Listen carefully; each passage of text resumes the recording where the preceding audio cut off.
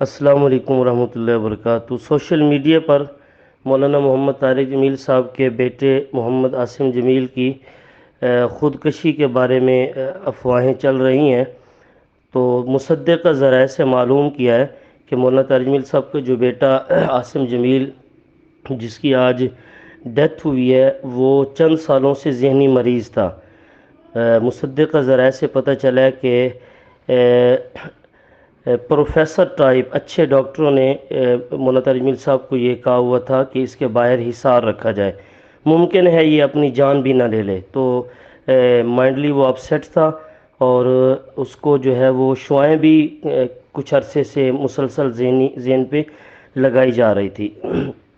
وہ ذہنی مریض تھا، ماشاءاللہ علماء جانتے ہیں اگر ایسا شخص ہو تو وہ مرفوع القلم احادیث کی روشنی میں ہوتا ہے۔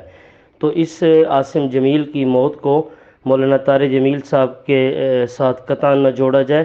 وہ ایک عظیم شخص ہیں، اللہ تعالیٰ نے ان کو لاکھوں کروڑوں لوگوں کی ہدایت کا ذریعہ بنایا ہے۔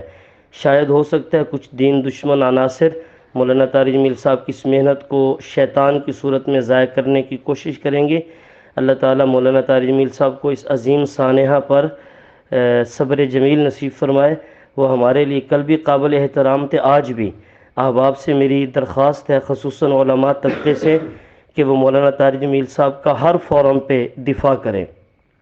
جتنا زیادہ ہو سکتا ہے سوشل میڈیا پہ اس چیز کو آپ وائرل کریں کہ مولانا کا جو بیٹا عاصم جمیل تھا وہ ذہناً معذور تھا، اور ایسا شخص علماء جانتے ہیں احادیث کی روشنی میں مرفوع القلم ہوتا ہے۔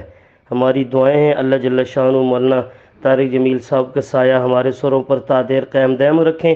اللہ تعالیٰ ان کو دین میں اسی طرح استقامت نصیب فرمائے۔